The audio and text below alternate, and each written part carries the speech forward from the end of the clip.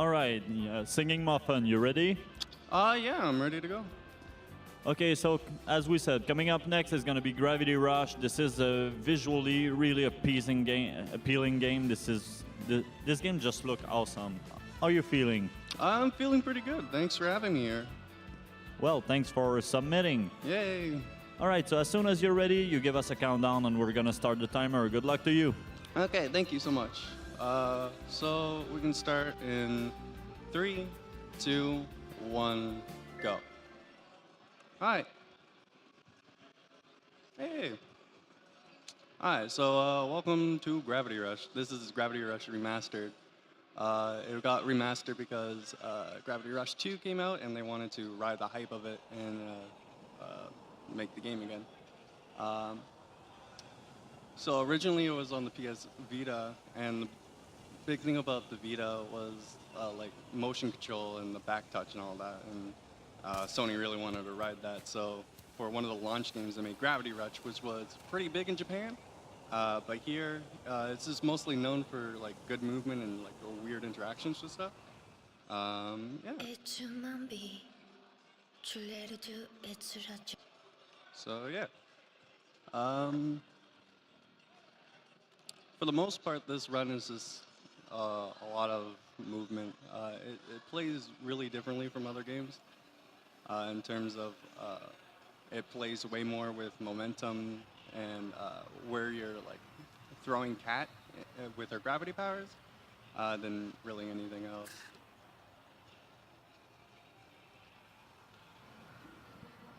Yep, there we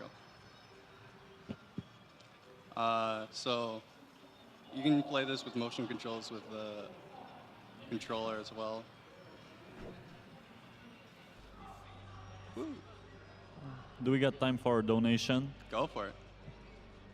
All right, okay, we noticed it just a little too late, but we got a $10 donation by White Paws saying, "Go, Ted, go!" Oh. Yeah. That Bandicoot run was pretty awesome.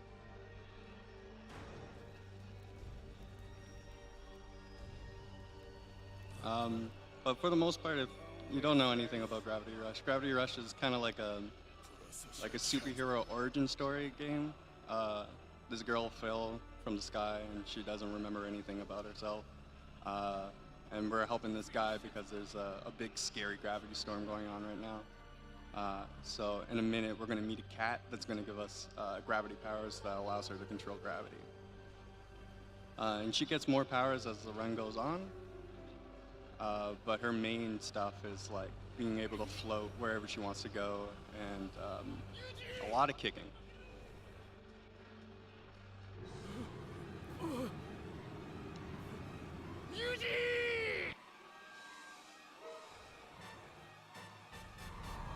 Yeah, that cat. That cat gives us gravity powers.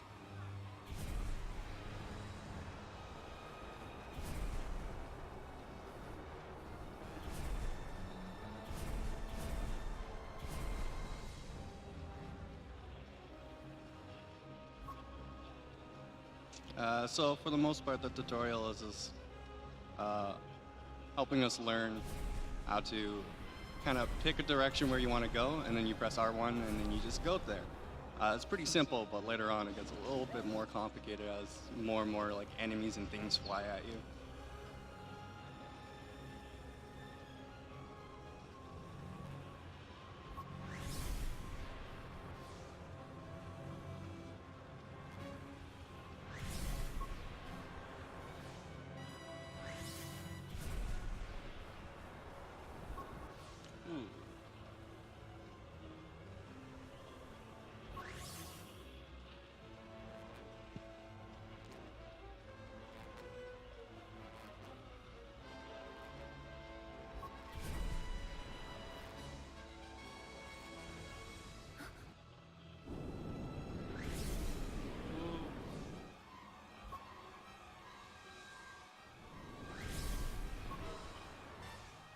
So, we're doing our mission, saving a little boy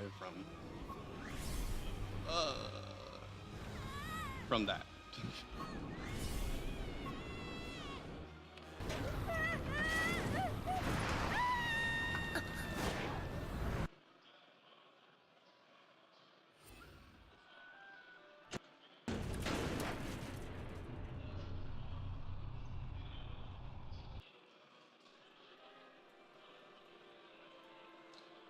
Nice. All right.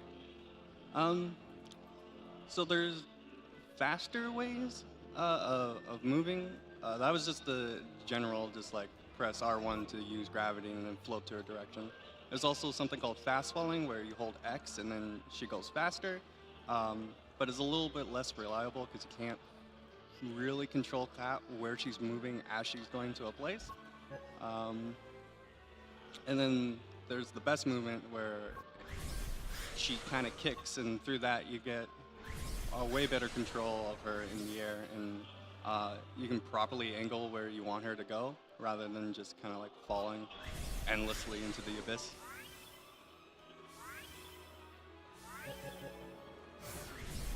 So right now I'm using fast fall, and it's slightly faster, but it's not like incredible.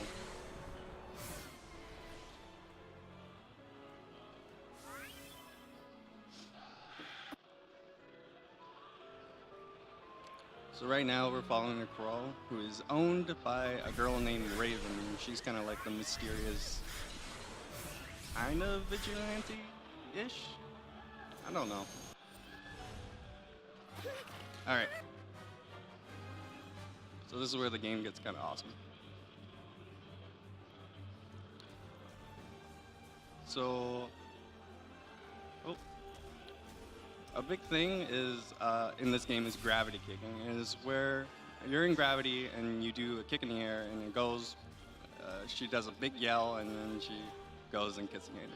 A big like problem with your like a casual playthrough is that there's like a huge leg grind with like the kick. Like she does like a full backflip and you can't do anything in it.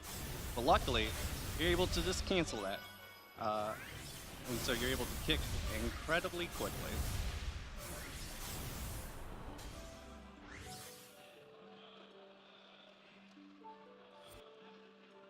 And there's a lot of like cooler mechanics with kicks, but I'll explain that when it becomes relevant later on. All right, I'm gonna explain like the main glitch of this game right now because it's a weird thing. All right, so right now I'm going towards a mission where I have to talk to this police officer, and then he's gonna be like, "Hey, yo, go collect a bunch of gems." And then the reward for this is that you're able to upgrade your gravity gauge, which is in the top left, that lets me know how much gauge I have or how long she can use her gravity powers. Like as soon as it's up, I can't like use gravity powers anymore. So originally you're intended to use these gems to level us up a little bit more, but we're able to do something else entirely. We're able to get Kat's special powers super early into the game when it was totally not intended. And how we do that is we pretend that we're going to upgrade gravity gauge and then just switch over to the next page and upgrade our specials. And that really speeds up the beginning of the game incredibly amount. We call it a deck glitch for a very specific reason, but I want to make sure I get this because some monitors are weird.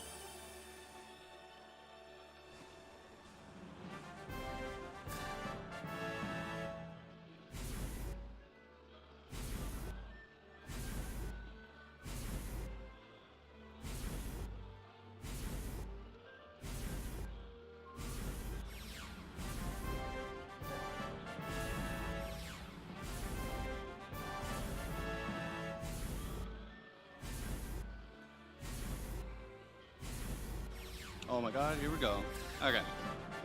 So as you can see, I got like 3 things with 1 upgrade.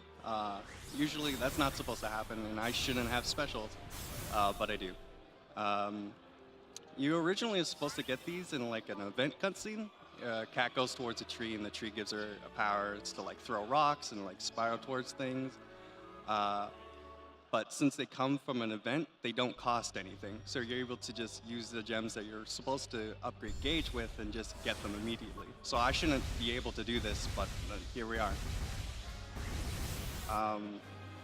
So the reason we call it the deck glitch is there was a keynote that they're free because they're from an event. Now that I have them, they actually cost gems. So if I do the deck glitch again, it spends gems that I don't have. So later on, I'm going to get level gravity kick 2, that costs 200 gems with the gravity gauge, which is like 50. Right, it's over here. So when I do that, I'm going to be in negative gems. I'm going to be in negative 150 gems. And in order for me to use deck glitch again, I have to get back to 0 in order to get to 50, so I can upgrade something way more expensive than I'm supposed to. It really like speeds up the upgrading of this game. Only problem is that like it's not like free gems. Like you're spending gems no matter what.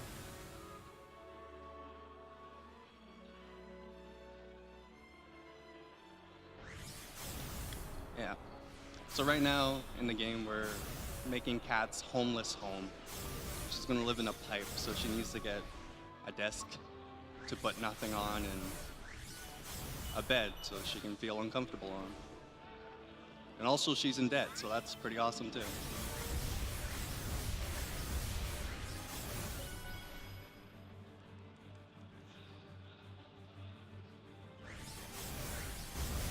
Oh, okay.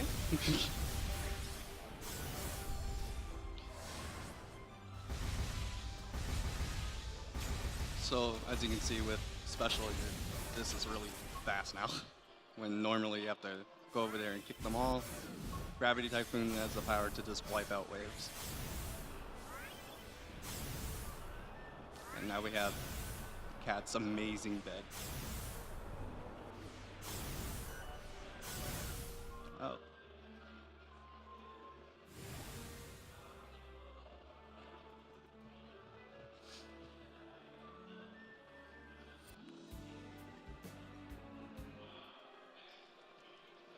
All right.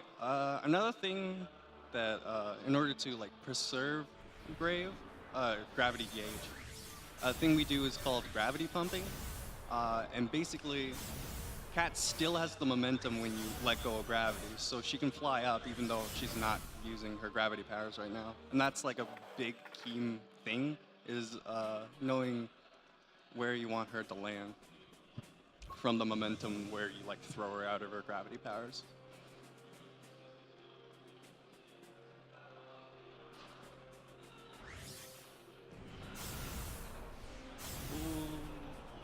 I don't know, I should be fine. So right now, Kat's kind of undercover with another police officer named Sid, and he has this dastardly plan to switch these like star gems to confuse a villain that's terrorizing the town right now. He's kind of like the cause of those weird like monsters in the cities that you see me kick. So yeah, it's a good idea that we're stopping them. But the thing is can't be caught. So you see that alert level at the top? It's like suitor stealth, but not very good. Oh, there we go.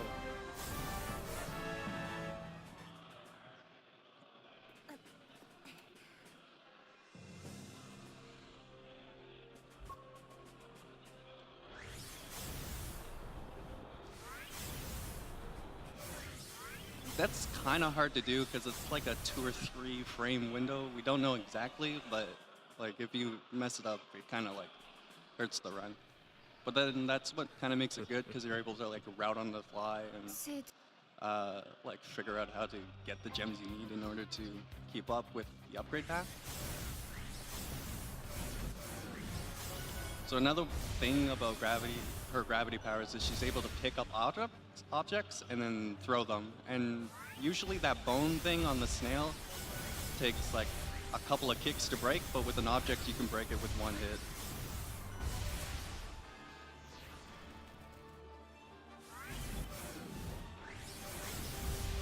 Ah. You're weird.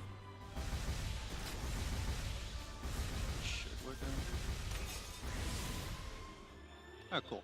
I didn't even need the stasis object. Sick.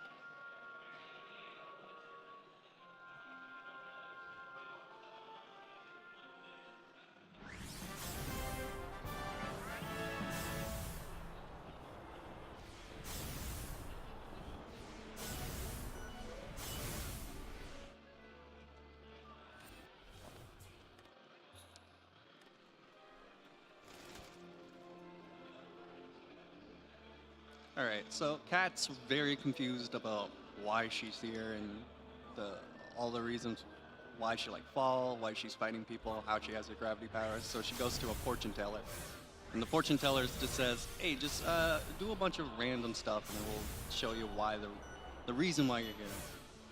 So we gotta follow this pigeon. A lot of thing about Gravity Rush is we can't like skip a lot of the story stuff because it's tethered to these checkpoints,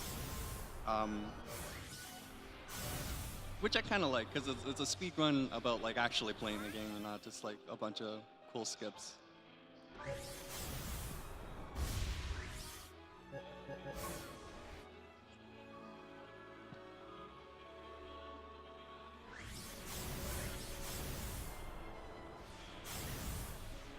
But a negative of that is that like a lot of it is just like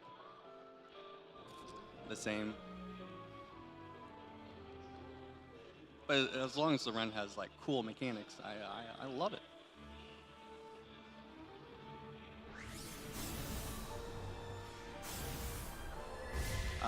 That being said about skips, there is a small one we can do here that involves a dad abuse. I don't know. So the last fortune teller thing is we gotta go get that kid who was crying right there, dad. And this balloon's gonna lead us to him. But we can skip a cutscene, kinda, if we just kind of throw the dad at a wall and go into the cutscene.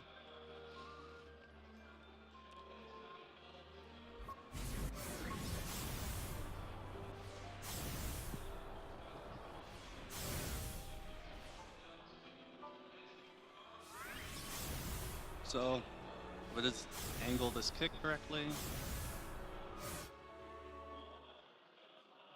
you see those text box go quicker than usual. Usually you're supposed to like stay with the dad as like the camera turns back on you and it's all cinematic and whatnot. But since I like smacked the dad against the wall, I can just keep going and he has to catch up with me.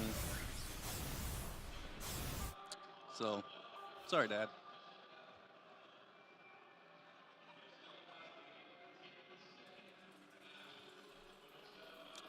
Another thing is, since we have gravity powers early, originally it doesn't expect you to have it. So we're able to use her second power, which is kind of like this spiral claw spinning thing, just to speed up, just to skip all these ramps.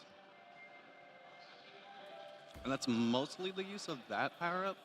There is like one super cool use of it later, like at the end of the run, but for the most part, it's kind of used for movement.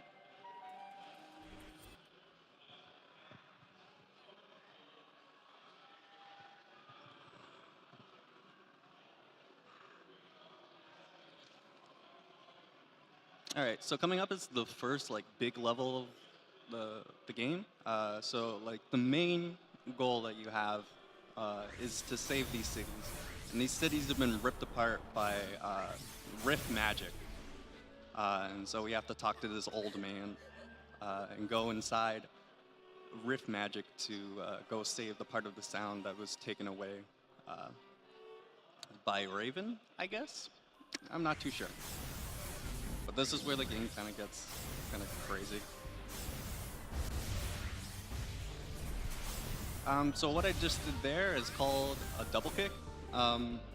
So on the impact of a kick, you're able to input another kick that has the same amount of damage of a long distance kick. And there's difference between kicking from short range and long distance. From long distance just does more damage, and short range does a little damage, but if you're able to rapidly do short range kicks, you can kill things incredibly quickly.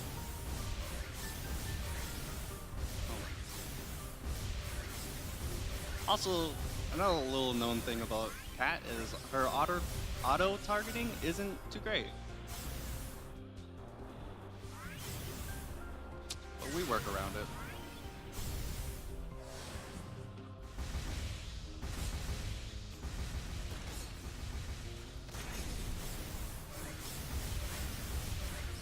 Another dumb thing about the enemies is that with their like purple flub, it's able to just absorb the rocks. Like it just doesn't hit the gems, it just goes inside them and disappears. So a lot of the times you want to angle yourself so you're able to hit the back of those lancers, because usually they're very good at hiding their weak spot.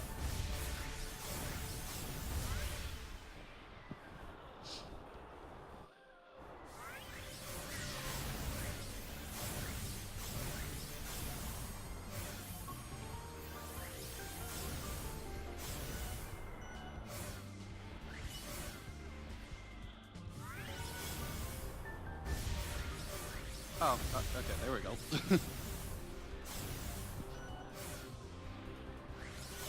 So, I explained like double kicking. There's another thing we can do called rapid fire, like short range kicks, and it's basically just really fast double kicks. And that's like my favorite thing to do in this game.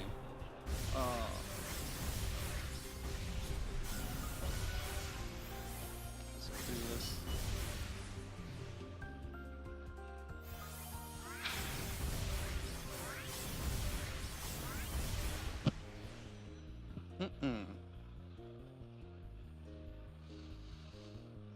So, coming up to the first boss, and one thing you're going to notice about bosses in the game are they're just kind of made out of paper. Cat's really good at kicking, so they just kind of last about like maybe 15 seconds and then they're gone. So this is a big squid, scary monster with 2 gems as eyes, and then it has a big gem at the bottom. So what I'm gonna do is, oh no, okay. Well, what you're supposed to do, my lord. So you're able to double kick these. I'm just gonna play it safe. And then with short range double kicks, oh, I don't have enough energy. With short range double kick, you're able to just blow it up.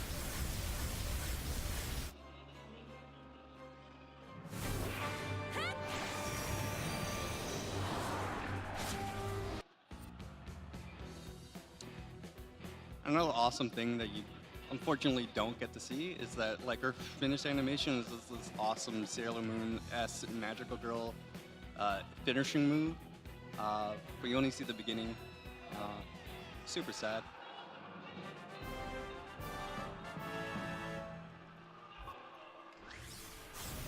Oh, that's why. That's why. I forgot to do this. Doesn't really matter because kicks are so powerful to begin with, but if I have done that, that boss would have actually worked. Oh well.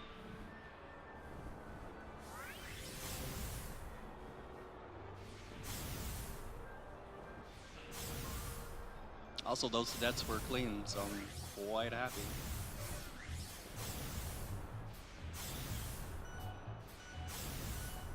Oh, I did it again.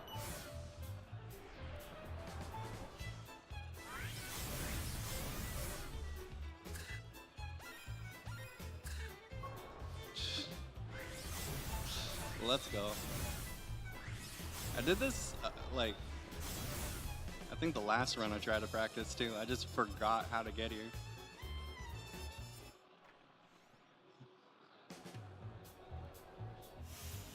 Well, that's fine, because we got here.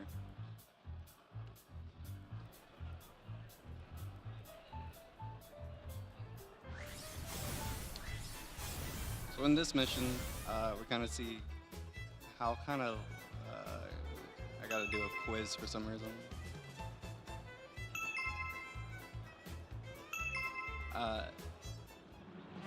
Cat's kind of, I don't know, oblivious is a good word.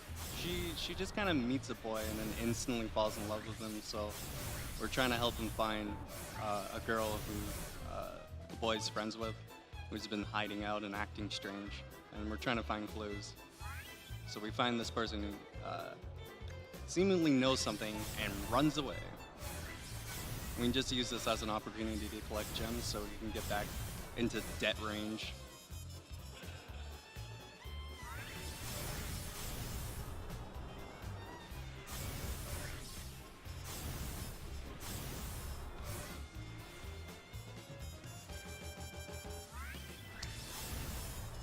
if I line this up correctly. Maybe? I got it. In the weirdest way possible. So you're able to like knock him on the side to activate the cutscene with the spiral, and then just keep moving forward with the power. It's a small time save, but when it comes to like no hard skips in this game, it means a lot to do that.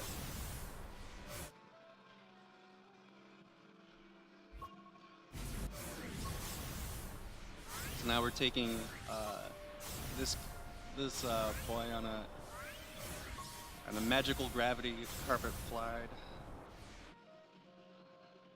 with the romantic hearts. Too bad Cat will not win in this situation.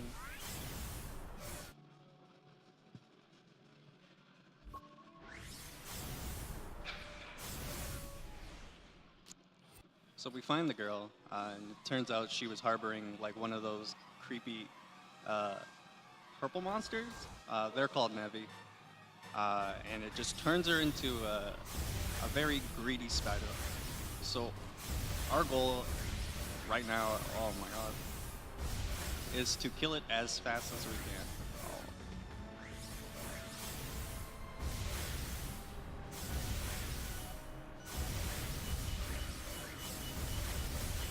Yeah, okay, that works.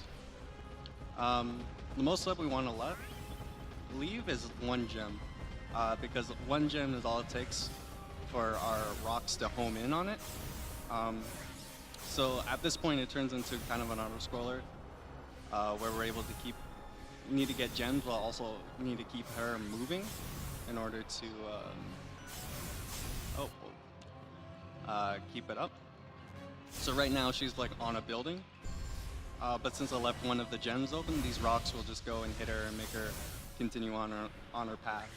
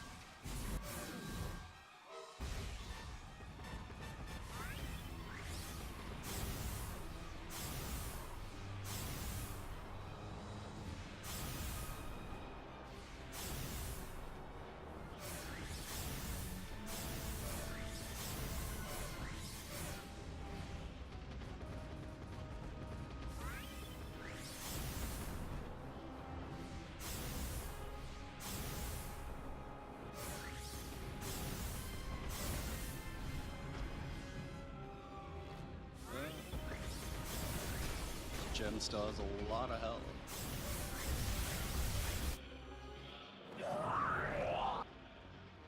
So this is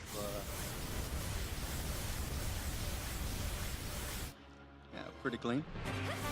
As you can see, like double kicks can really mess something up.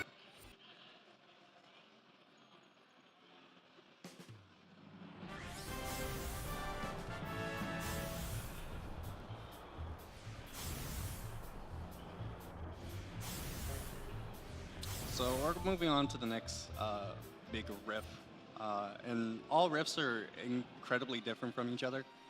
This one's kind of like a big lava field thing, and when you're first running this game, this one's kind of a pain in the neck because everything looks the same, especially if you don't have this big bridge.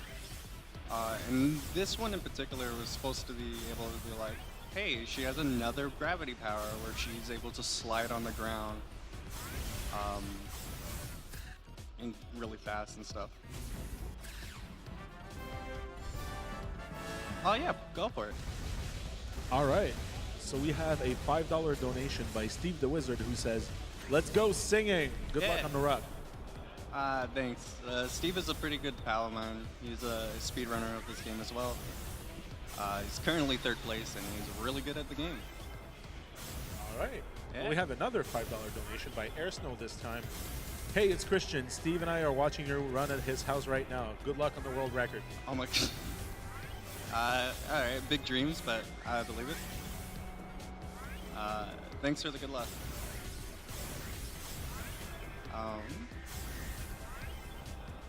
Yeah, another thing that I really love about the Gravity Rush community is that it's super supportive. Ever since I started speedrunning this game, the people I've met have been pretty awesome.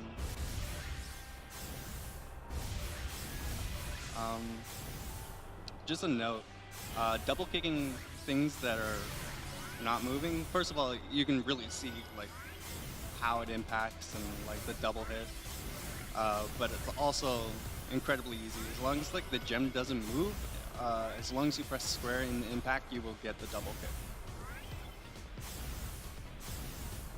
Also, double kicks kind of have like a weird, huge hitbox. So on these golems, if you double kick the back, it just kind of explodes its back. Like you can kill like 3 gems at once. I really hope you get it. Okay. Those trees on the sides are where you're supposed to get the powers, but since I already have them, we saved them trees.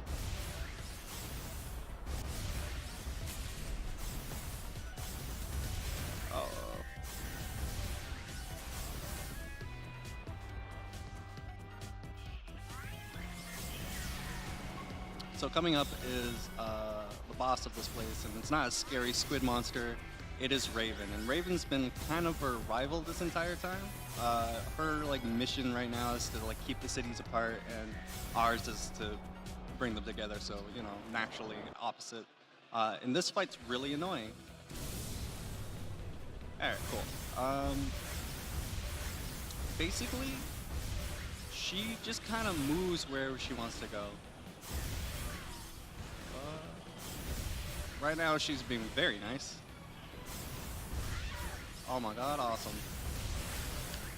Yeah, so if you like Spire Claw her and she goes straight into the air, she just goes into random mode and flies and all over the place, and she like throws rocks and is a nuisance.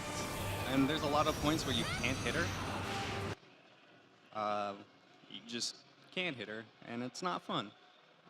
But she was playing really nice and not moving a lot, so I was able to get pretty free kicks.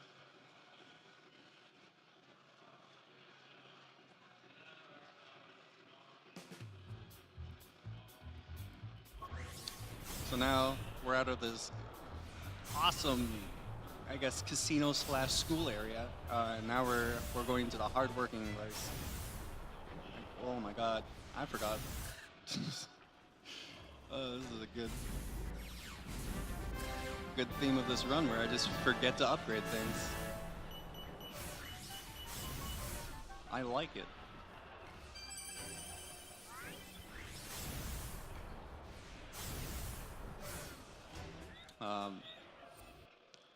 So now we're back with Sid, our favorite police officer.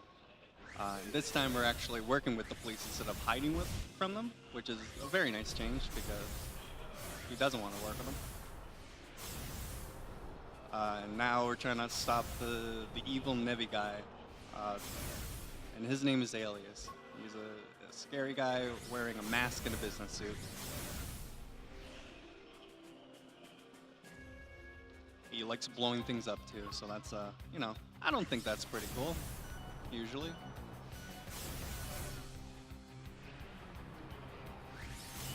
Oh no.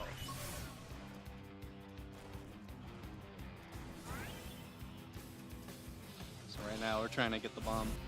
The funny thing about this bomb is you can just drop kick it a bunch of times and it doesn't go off, but as soon as you drop it with the stasis, it blows up. So, kind of weird.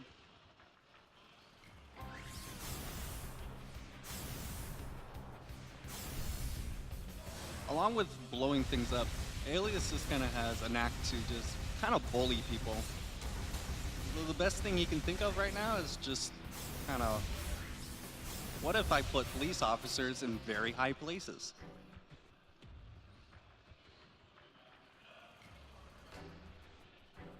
Surely they can't get down from very high places.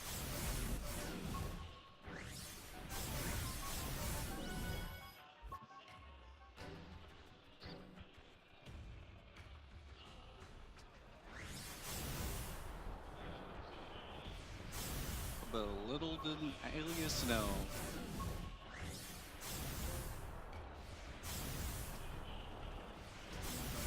Also, this section has like the best movement. Anything that involves like flying and then canceling into stasis is super gratifying in this game. For some reason, I don't know. It's a very small action, but I love it. Sometimes it doesn't work though. Rip.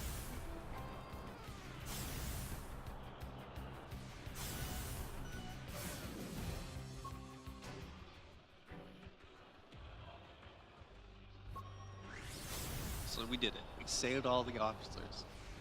All Alias has to do now is to deal with me, because I've been saving those officers.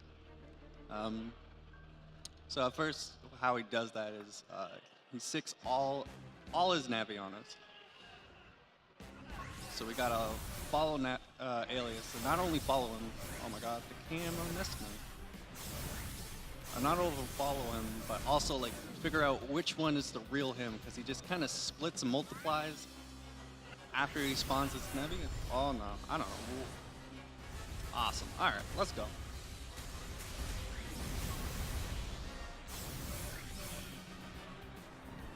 So right now there's like multiple Alias running around. You gotta find the right one, but since I play this game way too much, I know which one it is.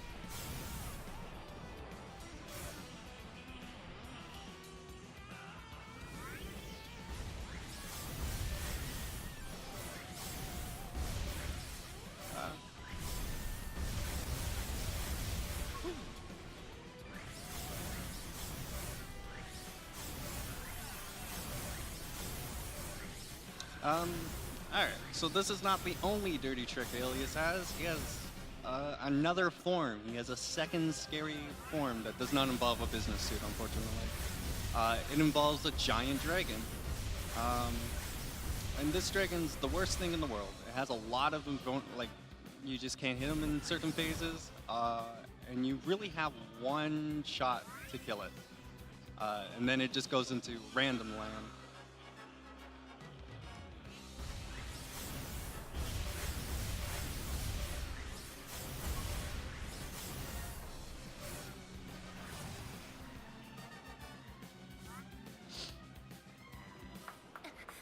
So here's the big dragon.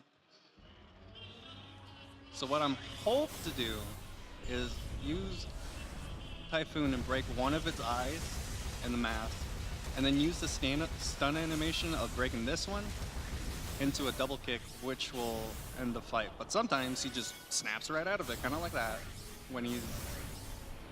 Hey, here we go.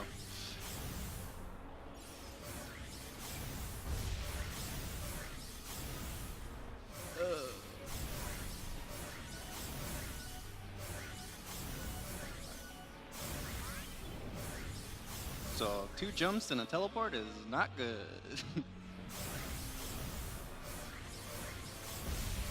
There we go.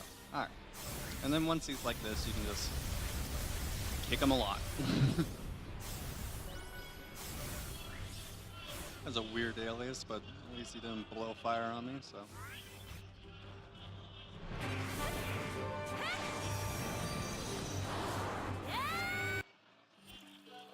Cool.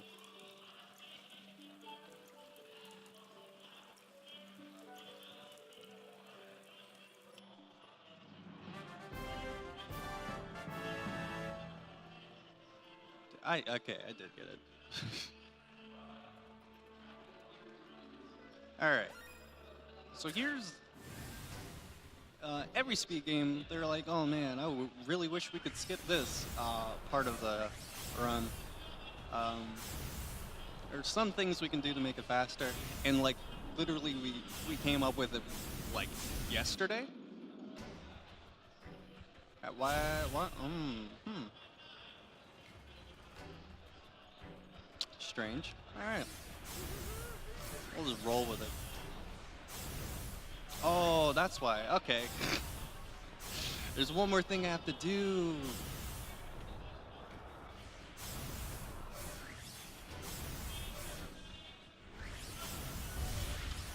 Sorry, I wanted to forget about this part of the run.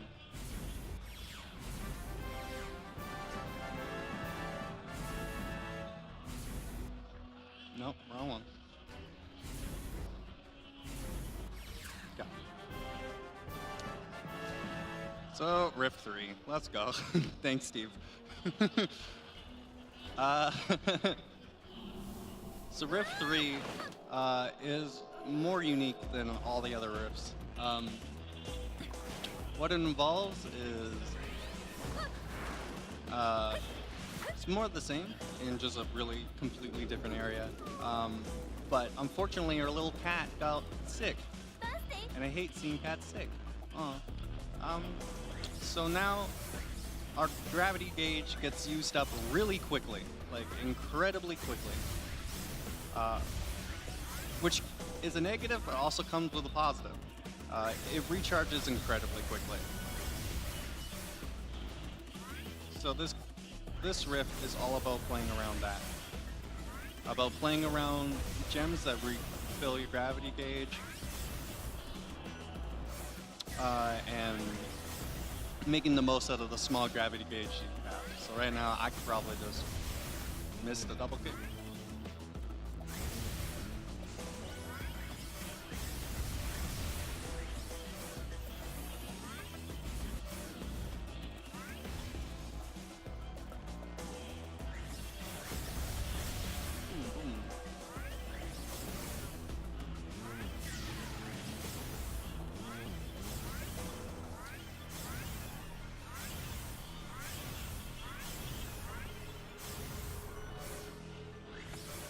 Oh, there we go.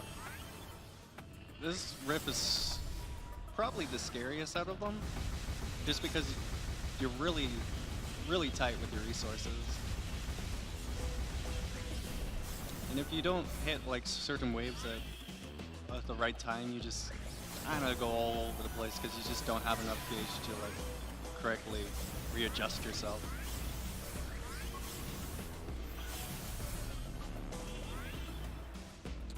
Now we're on.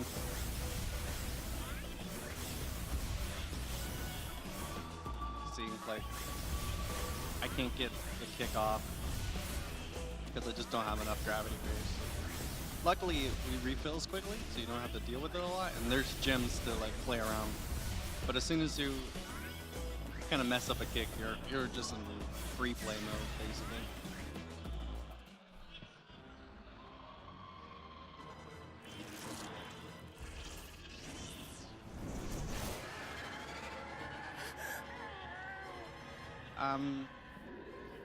So here we're at the boss. This one actually involves a scary nebby person. It's a big flower. And the gimmick with this fight is that you can't hit it unless you break the other flowers that are surrounded. So it keeps closed until I break this guy. These guys. It's more than this one.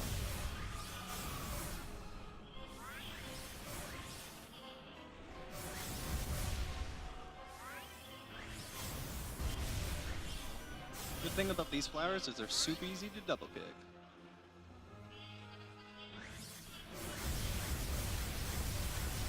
Ooh, good flower.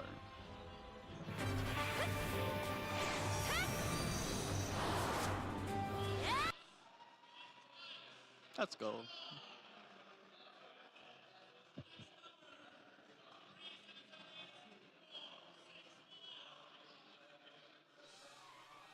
Oh no! The flower follows us into the real world.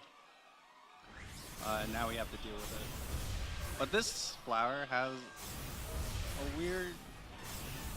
Yeah, so you see those red arrows? Those are supposed to be the flowers that you have to kill in order to make the auto-scroller go forward. Unfortunately, the coders just let any flower be it. So as long as it's an enemy that looks like the flower, it works. So we can hit a bunch of random flowers, and it doesn't matter which one.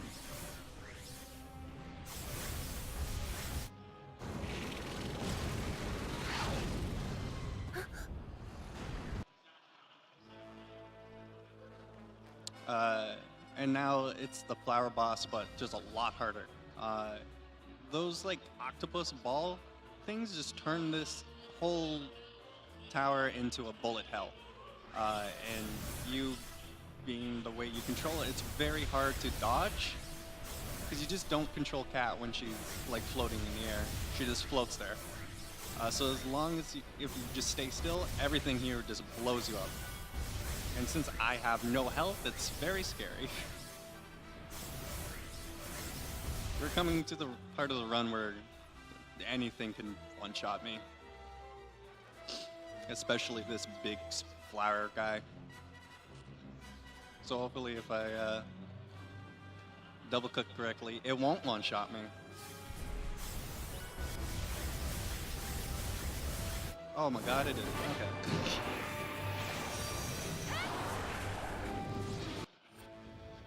Alright.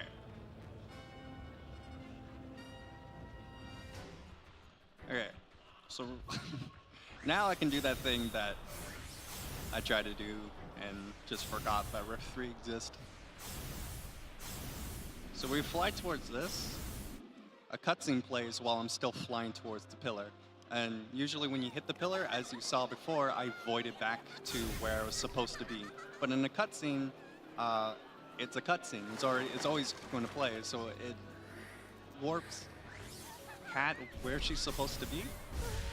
Oh, where am I? Cool. All right. Warps Cat where she's supposed to be, but also I'm still able to play through a cutscene. A cutscene, not a cutscene, and collect gems and get this manhole early. So you're able to do things in a cutscene.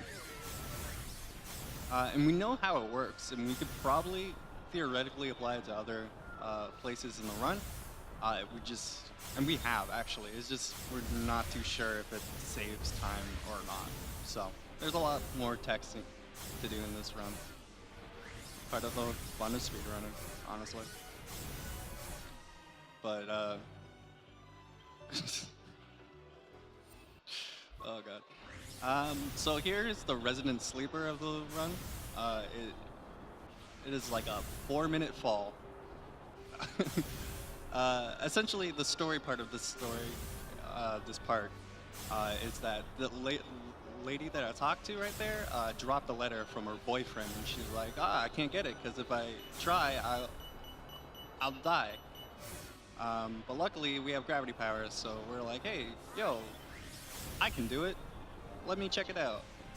Turns out that letter fell to the bottom of this whole big pillar thing. So let's go get it. Yeah. So how this mission's originally supposed to be played is that you go through that pipe thing and then you fall while collecting gems and dodging enemies and whatnot. But we're able to skip that by just clipping into it and starting this cutscene, and then falling not in there. See, you can get all those gems, do game design things, play the game. But that's slow, so we go here. And it just involves us falling for a long time. So if there's any donations, or literally anything you want to talk about, like maybe the charity or something, you can put it here. Also could talk about like the big speedrunning community that this game has gotten. It's not big, but it's very loving, and they're great people. Oh wait, I can't do it. So yeah. Right now, this game is sitting with a world record of a 125 by Wired Notes. He's very good at this game.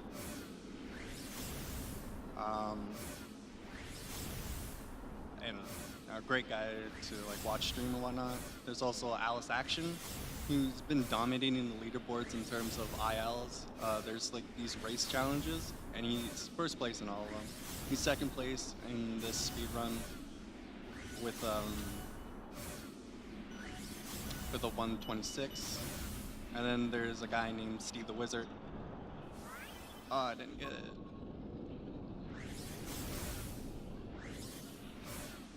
No.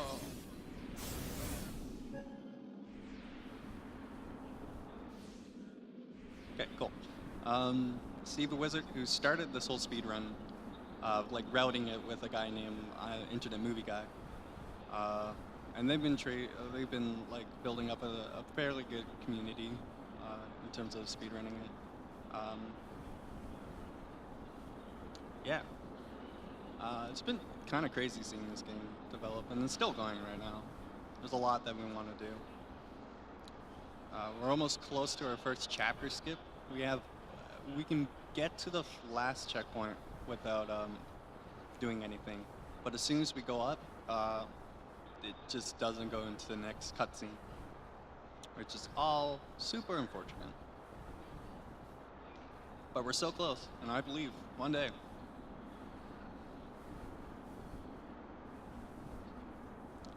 Also, like literally yesterday, I rediscovered that gravity pumping, the thing that I described where you conserve gauge while going places and using the momentum of path to like keep moving, is faster downwards. So we're hoping, oh lordy, okay, that you can gravity pump going down to speed this up. Unfortunately, the hitbox of getting gravity back on those things are kind of iffy. So this is a hope I don't soft lock. You can soft lock if you void out without gravity power, because you just can't move. But this game's autosaving is super forgiving, so it doesn't really matter.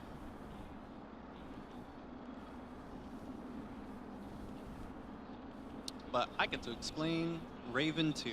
So Raven 2 is the next boss coming up, and it's spooky, a very spooky fight.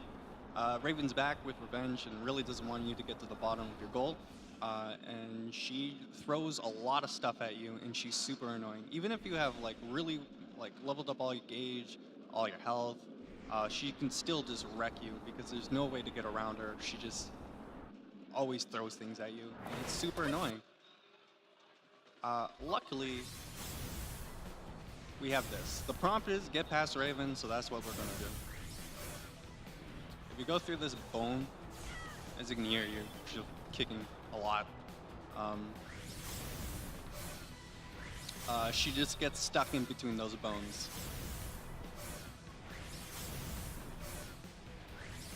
So, but going back to gravity pumping, as you can see, like the numbers going faster if I'm falling without a gravity kick. So you want to like shoot your gravity kick and then let go. This is the first time I'm trying in a run. I might be going faster, I might be going slower. Got a comparison video, and that's about it.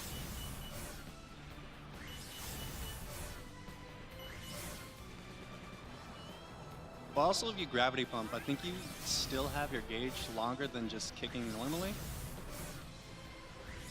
So that's also possibly a time save. I don't know.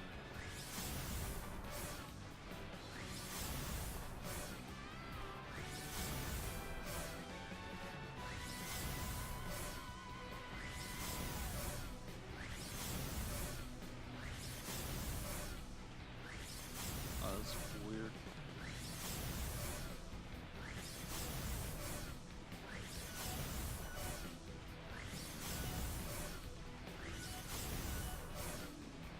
This has the potential time save of like 15 to 20 seconds, which is pretty nice. Anything to speed up this falling section is greatly appreciated.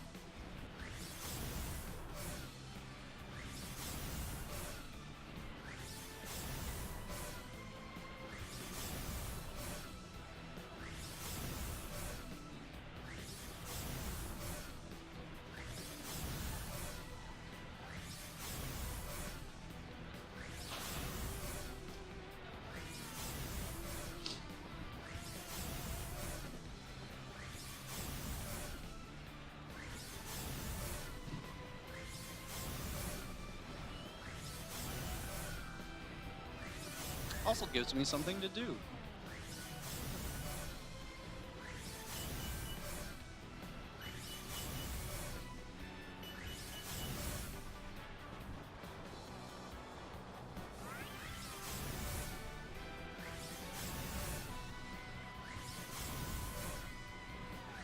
All right. So we're now coming to, we're finally hit the bottom of this. We finally made it to our destination to get this letter. But man, there's a lot of scary things down here. Scary, awful things. First of them is this giant beam. And it knocks Cat unconscious. And then we get kidnapped by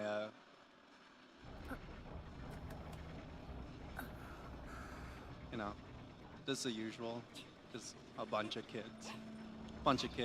Made a village. Also, you're able to move in this cutscene. I don't know why. So you can just hop around.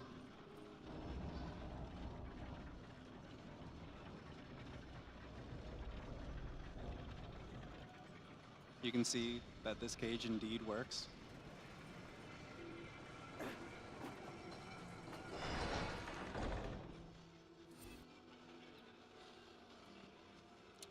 Bottom, which is what is this place called, is very hard because this is where the game, you don't have any health, so a lot of things can do a lot of damage to you real quick, and the fights just get long, like really long.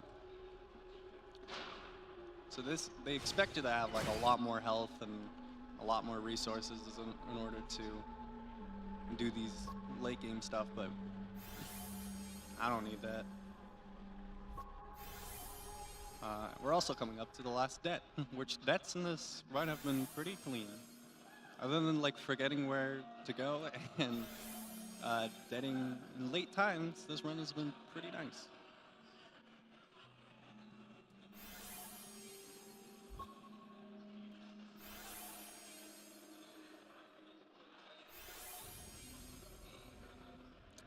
So we need to get Dusty, so we might be able to get out of here with the gravity powers, who knows. But we've got to sneak by these kids with sticks, the most intimidating thing in the world.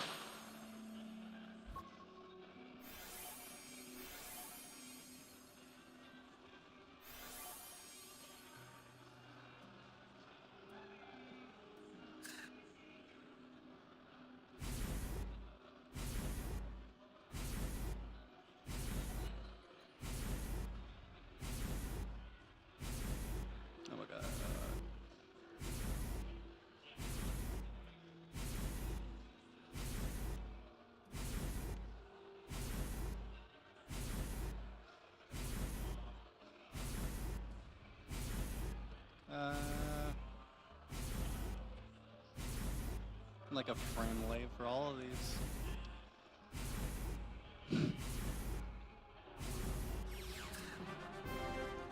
That only bothered me because I didn't fail once. That would have been better if I failed at least once. It was, oh boy. But okay, so here's the first fight.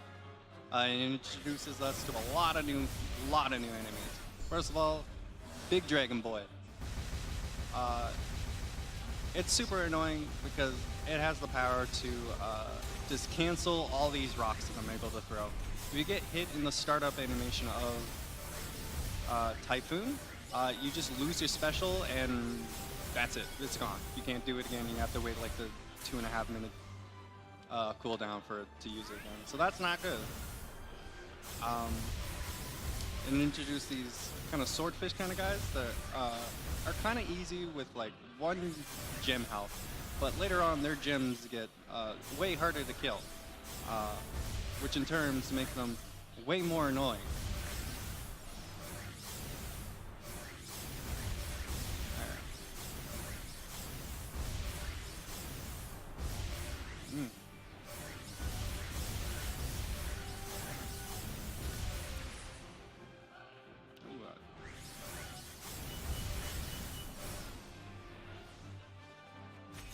Got him.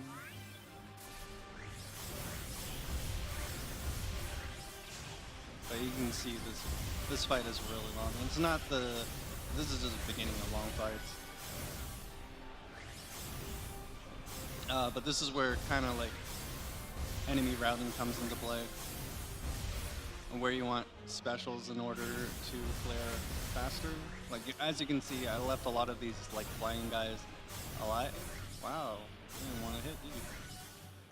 Just because, as you can see, they're kind of annoying to hit. But with Typhoon, oh, lucky yes. With Typhoon, you're able to clear them a lot quicker and a lot safer. A lot about going fast in games is just being as safe as possible.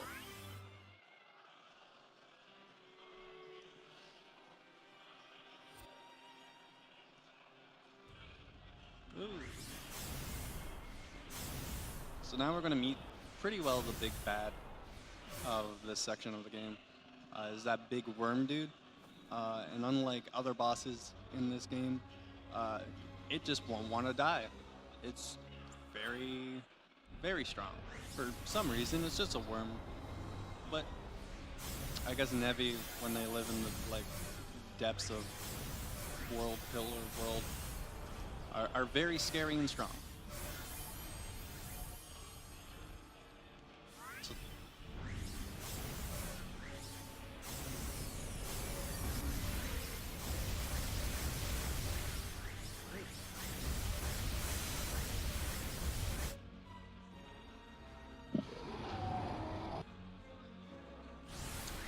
So yeah, we broke the gem, but I don't know, it's able to grow a billion. I didn't get it. So we come up with this plan to lure it to Raven, who is now kind of our friend, still our rival, but more friendly towards us because we understand the plight. She was doing all of her evil deeds, in quotations, to save these kids down here, which is, you know, super noble.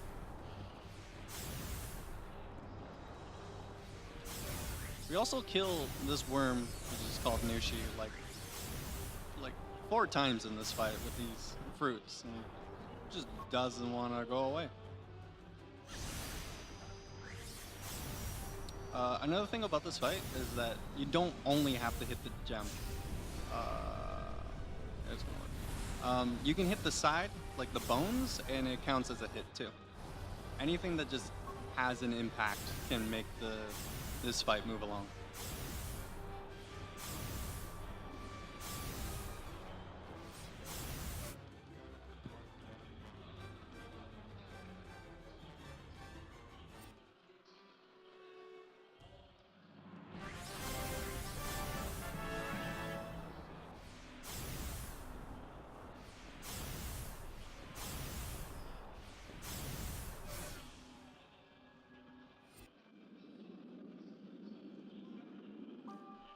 All right.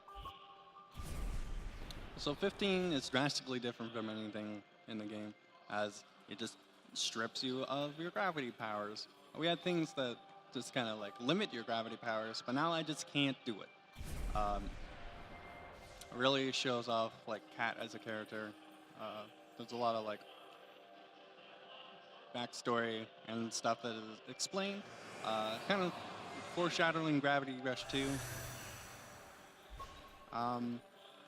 Yeah, so the gimmick of this level is that you have these gravity panels. And as soon as I touch them, they shift me in the direction that they're pointing. So they wanted this to be more of like kind of a somber experience where you get backstory while you do kind of light puzzling. The only problem with the puzzling is that it's kind of infuriating. Because if you like hit these too early, you miss the cycle on these, and then you just fall, and you have to wait a long time. So it's not entirely the best.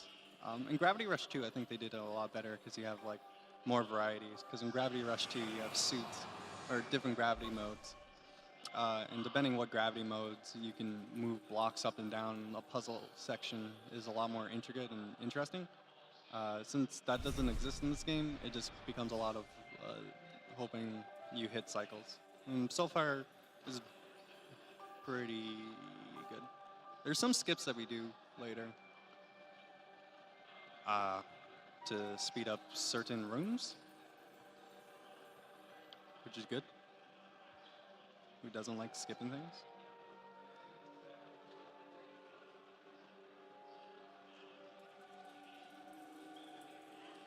Um, there's there's a room in particular. There's like 4 different ways to skip it, and I don't know which one. We do know kind of which one's faster. One's is incredibly intricate and fun to look at.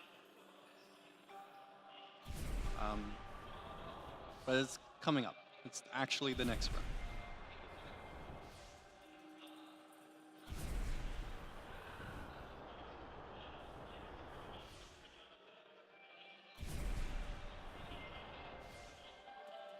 Oh, what the? Okay, here we go.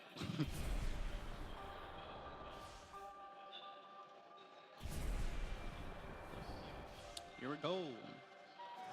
So, originally in this room, you're supposed to go on that long pillar thing over there and walk for a long time to hit the next gravity part. But fortunately, you're able to go on the side of this and land on this unintentionally. Like, and then you're able to do a bunch of jumps and rolls, stuff. And there you go. You did it. There's another skip here.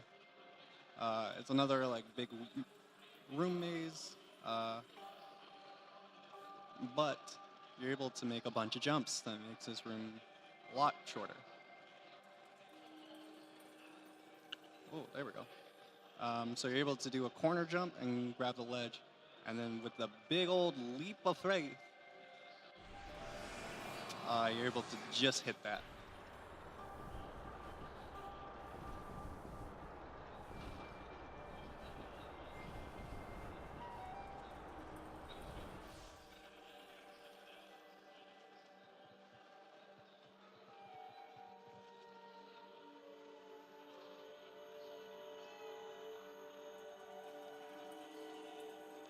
So yeah, what? Okay. So here, Kat's learning the fate of a future event that will happen, and she needs to go back home because something drastically bad is happening right now.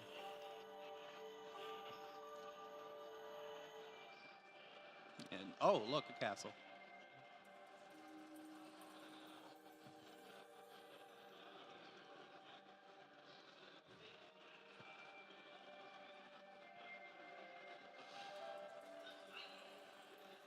Cool. So now we have to run back home and save whatever happens.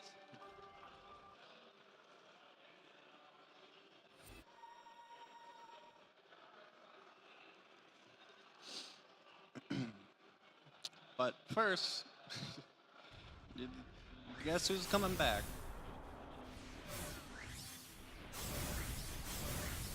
It wouldn't be a bottom mission without him.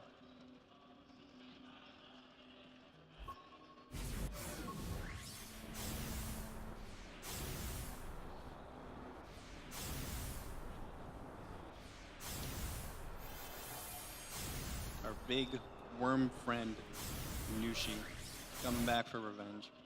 But we have a way to deal with him, luckily. So I used it once, and it's called a black hole. And you would think, like, man, that sounds super useful. Unfortunately, it doesn't do a lot of damage. But with kind of a glitch, we're able to make it do a lot of damage. I'll explain it after I get it.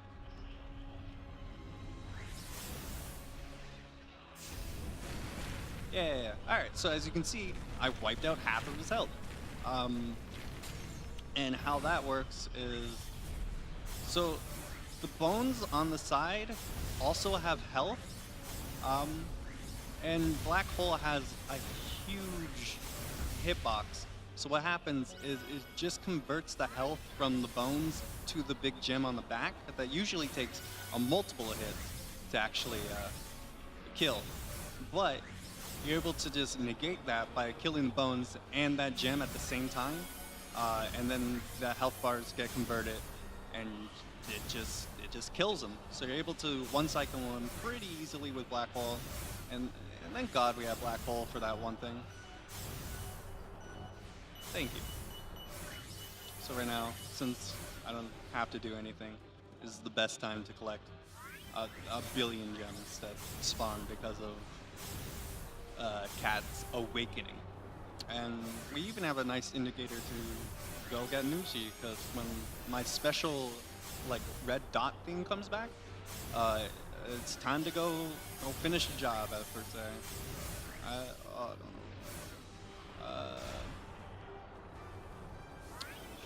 know. Snart.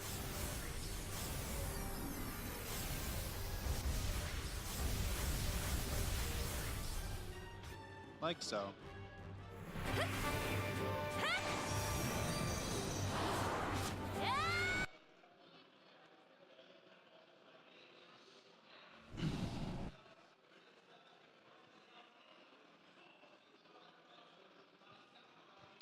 So now that we finally ended Nushi, I hope, we're able to make our long journey back up to stop whatever evil that might be happening up where we live. This place also harbors probably the hardest fight in the game, just because it's needlessly. I guess it's only hard if you like don't have any health, but where we at with our kicks and health in particular, everything does a lot of damage, hits really fast, and there's not a lot you can do in order to like react, which is unfortunate.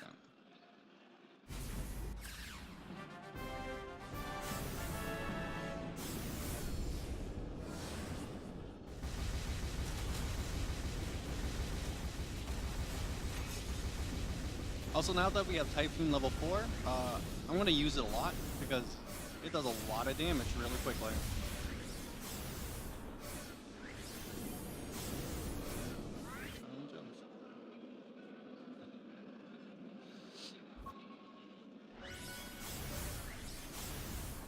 So this is also the mission that we, in theory, could skip if the cutscene played when we got up to the final checkpoint. It just doesn't. We don't know why. We're doing more experimenting to figure out what to do, but until then, we need this dude. And if you remember way back, our original mission, in order to, the whole reason why we're down here is to get a letter. All right? So we find this mysterious boy, which, I don't know, we saw kids, we saw Raven. It's possible to get down here. We just mostly by accident. So we're trying to help this guy get up there because he wants to see someone. But first, we gotta do more fighting.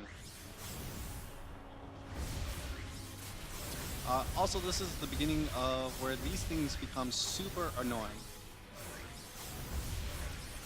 They take like 4 hits to kill, and they're never safe to attack.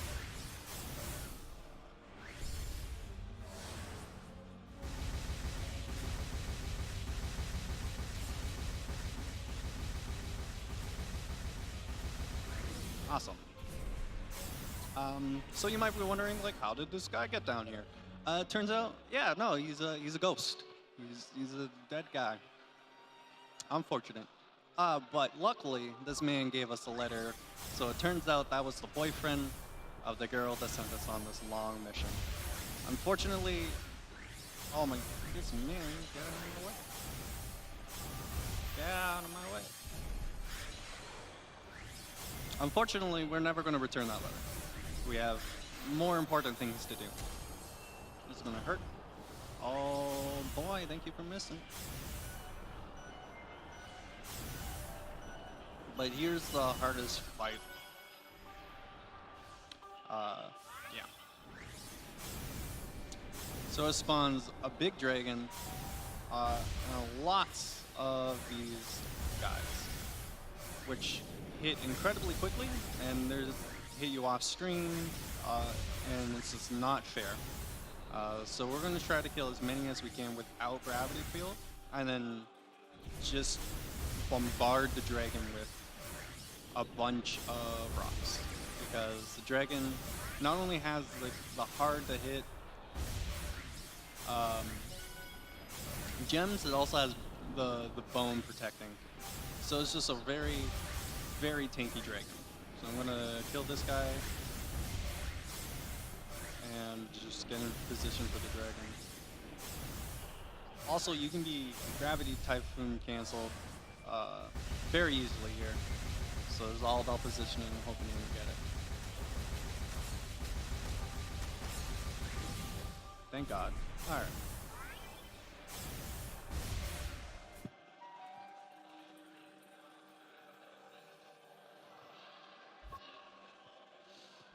All right. Good thing about the ascent is it's a lot faster to go up than it is down. Thank you. And I need a certain amount of gems for the last upgrades of this. Oh my god. Oh my god. There's also like a really weird soft light you can get here. I think it happens when you pause at the same moment that like text at the bottom happens, and then all your upgrades disappear, and then this cutscene doesn't play, and you're just stuck. But luckily, that didn't happen. So we get back to our home, and then we realize that we've been gone for an entire year. Time flies when you're falling. So in our time that we've been missing, kind of like a dictator military rule happened, because a lot more Navy came to the cities and attacked, so people were scared. So more military took over in order to protect the civils. Unfortunately, that kind of like turned into a dictatorship, so it's not really good. So we meet this scientist guy, who's kind of the bane of my existence. He's really annoying, and he just constantly asks you the favors that only you could do. Not like it would take like 3 crews to plant these sensors, but since we can, fly, it's a little bit easier for us.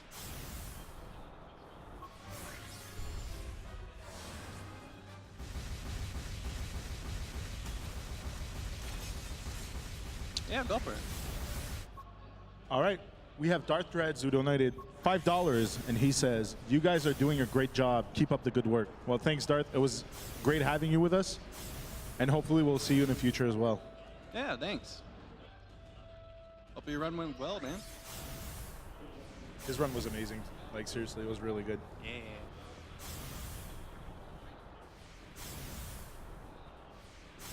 All right, so here we go. Planting the rest of these sensors. There's like a really hard trick that saves 2 seconds that I've never gotten, involving a warp that you can do. I think this is like a debug thing or whatever, but when Kat hits the ledge and then you pause and unpause, she just gets warped. Oh my god. No, I didn't get it. Oh. Oh, I was so close. I paused at the wrong time. That was close as I've ever been to getting that. But ideally, what would happen is she would just warp to him, and it saves 2 seconds. Basically, that flight time between the sensor and getting to him. But at least I got to explain it, so that's pretty cool.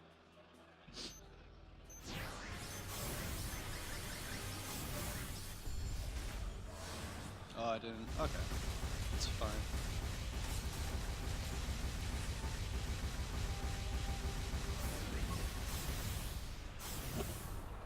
So, Sensors also has a very, very hard fight at the end. It involves a big body golem dude, another dragon, a bunch of things that you have to time out. But also, this fight in particular is the bane of my existence. I said that twice. Wow. Man. Nothing you do stuns these guys, not even a kick. So no matter what, they're going to shoot, and they can just shoot right in front of you and make you drop this sensor. It's never fun, right? Well, I'm playing this out really safe, just so I can keep my sensor. Because then you have to go back down, wait for it to respawn, and then get it, and then kill them. It's never fun.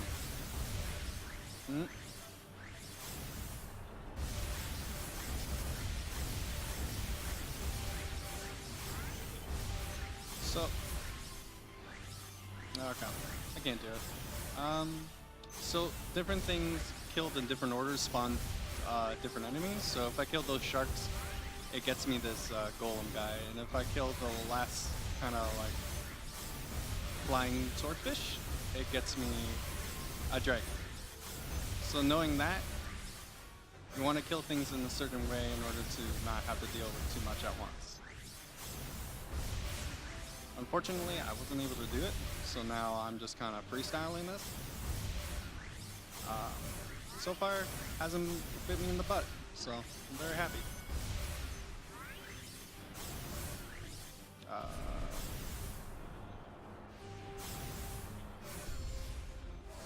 Nope, not lucky at all. So, a thing about Dragon's bullets is they home incredibly well. So, as you can see, I tried to use Typhoon, I got canceled, and now I have to just kick it normally.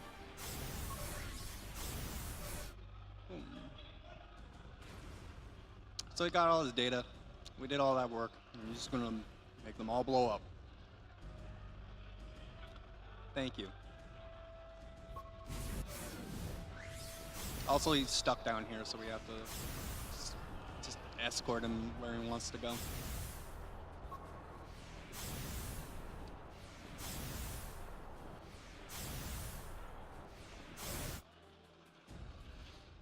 I really don't understand why in this world all their meeting places are incredibly high up.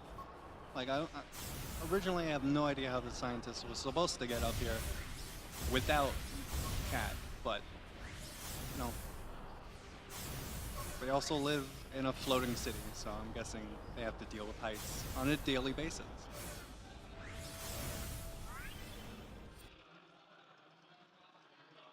So that's that done. And now we're coming up to, like, I would say my favorite level. I love running this level by itself.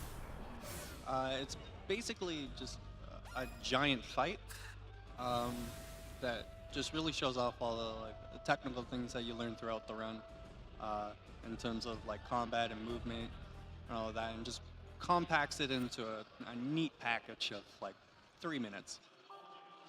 So it's really nice. So in the story, we go to bed because, you know, working for people is hard. And we get a scary dream that involved Alias again, our businessman, bomb dude. And in this dream, we have to get back our cat. So we got to collect all these cats in order to get our gravity powers back.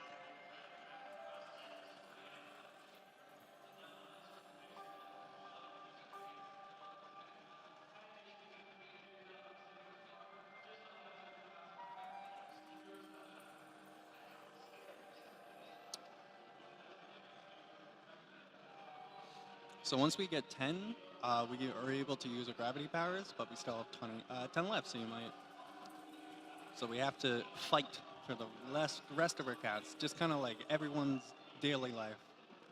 Fight for cute cats.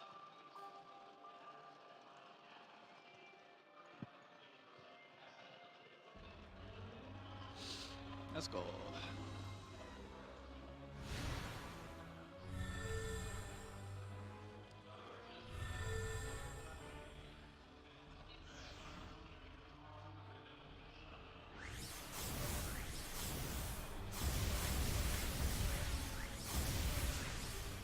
Like a couple double kicks, you're able to blow these guys up really quick. And then go right into Gravity Typhoon in order to clear these 2 waves.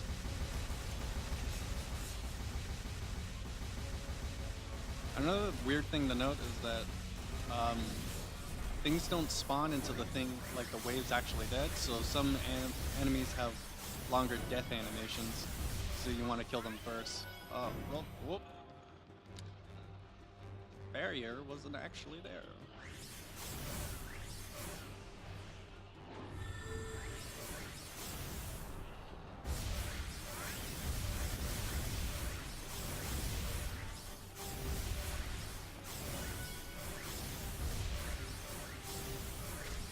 Okay.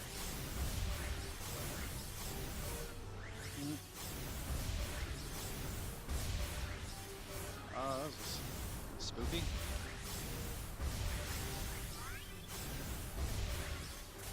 Yeah, worked it.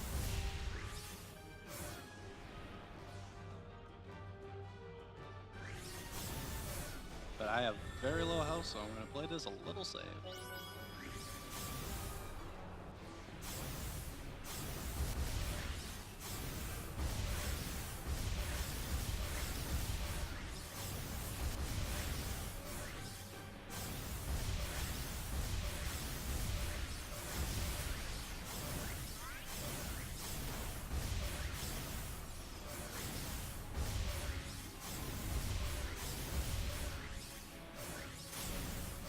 Oh.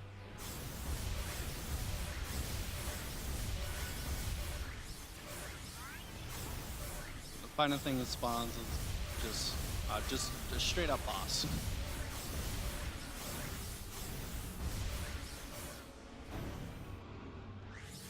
Oh, I'm gonna punch.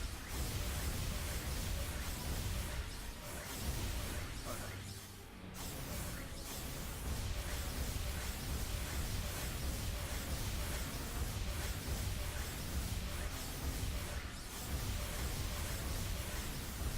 There we go. Whew. Now we collect the last of our cats.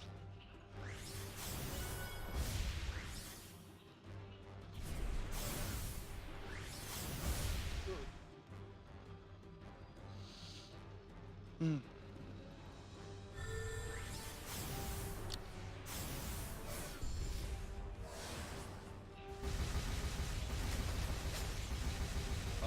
One's behind me. They're both behind me.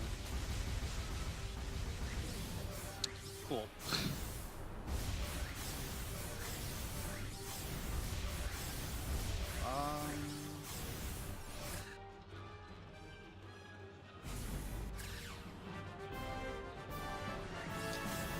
It's always better to play safe. So another thing, if you upgrade health, it just fully restores all your health. It's kind of like a health potion. So whenever you feel like you're in danger, you can just upgrade health, and everything will be fine. For the most part. Sometimes you just can't do it.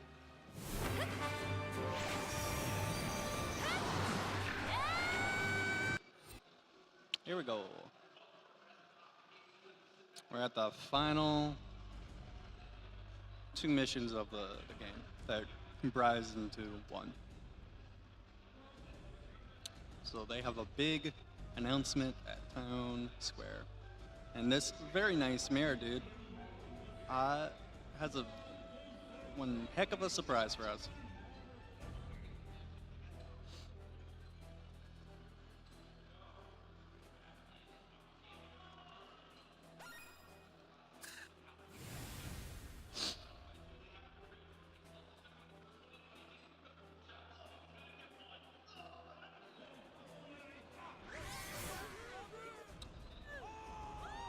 Also, in this last mission, holds the hardest trick in the game. So, you know, you could be in like a great pace, and then you just miss this trick and lose like 2 minutes.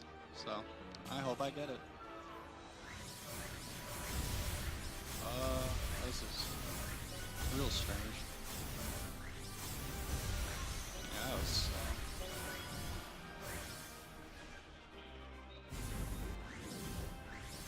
slow.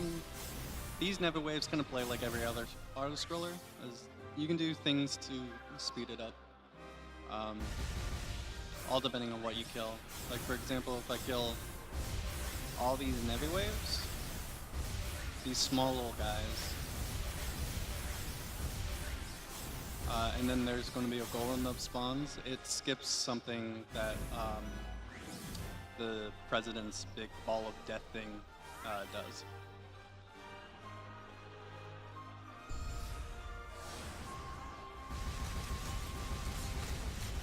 So we just rip a typhoon and blow it up. And that skips this thing from shooting rockets.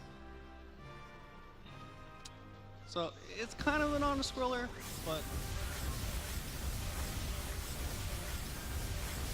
luckily being fast actually means something.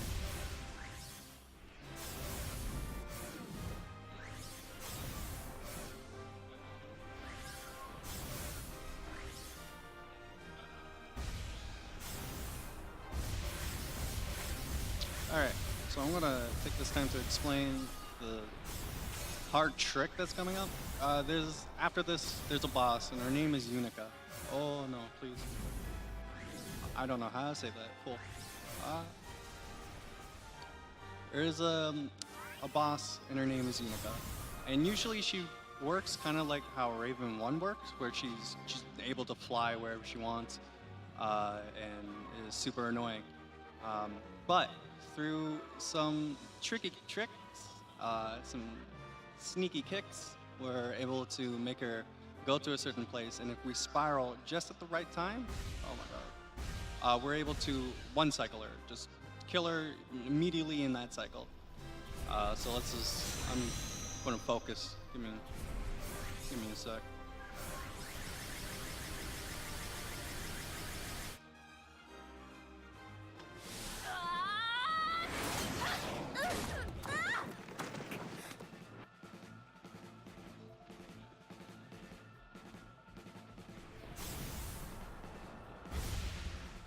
Yeah, okay. I was too far to the right, so I wasn't able to get it. I could still try, though.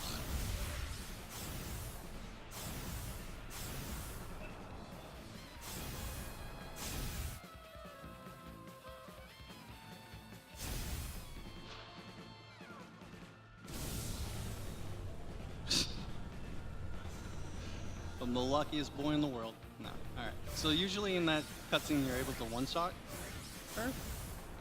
But, go.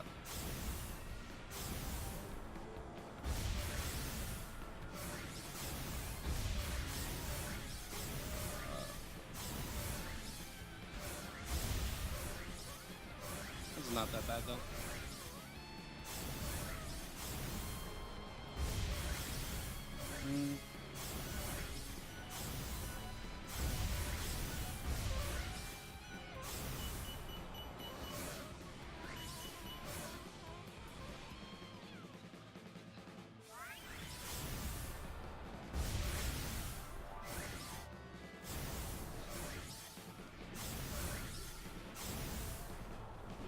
Okay.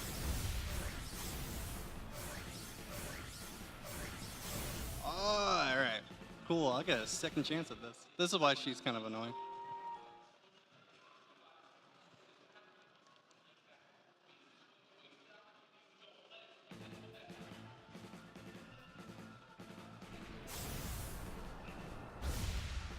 All right, let's actually get it this time.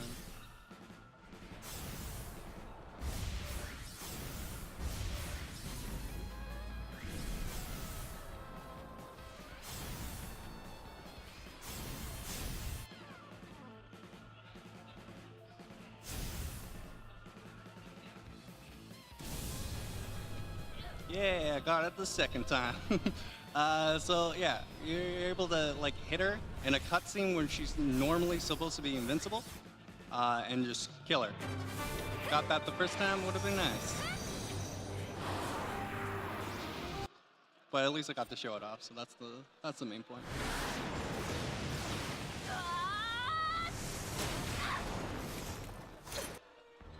She has like different patterns that you have to know as well.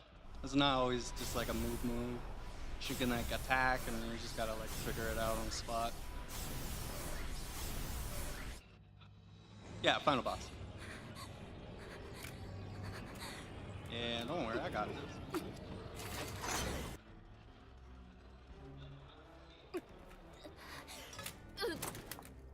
no.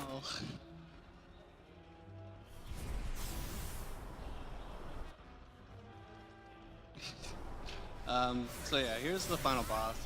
It turns out the big surprise that the mayor had was his scary ball of death that was destroying the city. Good job, mayor. He was playing real nice there. So that's the first form done. And then the second form is just it again with 3 orbs this time. This boss also has the power to one-shot you with a certain like spin, big explosion that you, yeah, this thing. And then it's gonna, but since I upgrade, since I'm fast enough, I can cancel it before it can fire. But usually that just does all your health. But since I upgraded health, I'm able to tank a single one. Oh. Not gonna have enough rage. Okay. Gonna be like a 38 probably. Oh, nice. Okay. So with the second form done, it turns into a giant cannon. And there's nothing we can do about it. We can't even damage it in this form. So I'm gonna get set up for last trick in this game. You're able to one-cycle the final form of this. If you get it, use a special at a certain time. So I waste it now so I can get it later so I don't have to, if I accidentally hit triangle or something, I don't waste the special. It just comes back when I need it.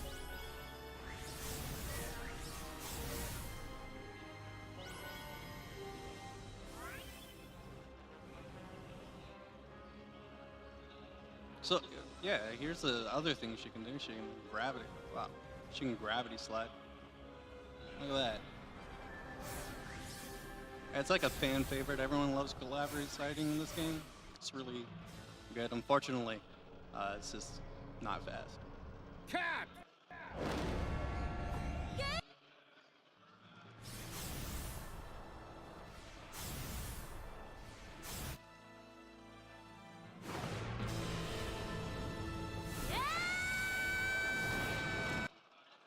Okay. So I need to hit it 9 times in order to make it go into a phase where it chases me, and then I have to lead it to I have to lead it to either Unica or Raven in order to get the last hits.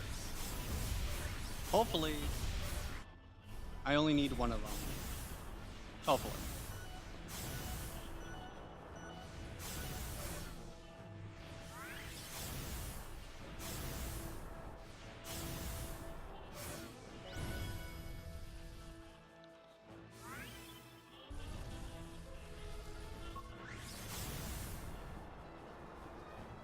Yeah, cool.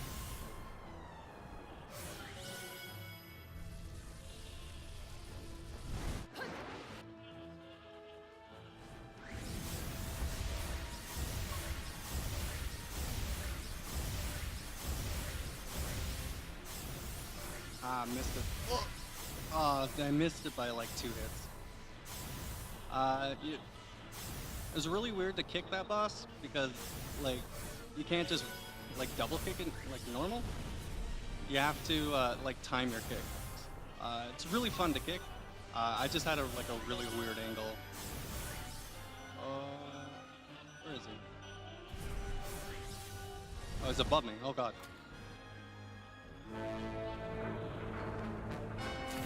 All right, so we're coming up in time, and time. Oh man, 4 seconds. Oh, Let's yeah. go. Hey, underestimate is underestimate. Yeah, let's go. Yeah. So yeah, thanks for having me. This is like my first ever event live or offline or whatever, speedrunning. So it's been super cool. Shout out to the speedrunning community for all of us, and the Gravity Rush community has been super supportive and whatnot. Wire Note, Steve the Wizard, Bunny, Max, and all those guys. Great people. If you want to learn how to speedrun, we have a Discord, or the Gravity Rush speedrun. We have a Discord if you want to just come and hang out. Thanks. Well, thanks for being with us. Honestly, I was really looking forward to this run. When I saw it in the submissions list, I'm like, we need to add that. Yeah. It's just, it's so unique. Also, there's no other game like it, in my opinion. And it came out on Vita originally, for those who don't know, and then they ported it to PS4. Yeah. And it's such a great game. Yeah, it's definitely a Sony like hidden gem, really. Yeah. All right. Very hidden and underrated. This game surely is. Yeah. So, well, I mean, once again, thank you so much for your run. Thank you for being with us. Hope you enjoyed the experience with NoReset. Yeah. And we'll be moving forward with our next run, which is going to be Final Fantasy Mystic Quest on the SNES, any percent, with some DDR noob. And that is just not some random DDR noob. That's his name, some DDR noob. One word. So stay tuned, and we'll be right back.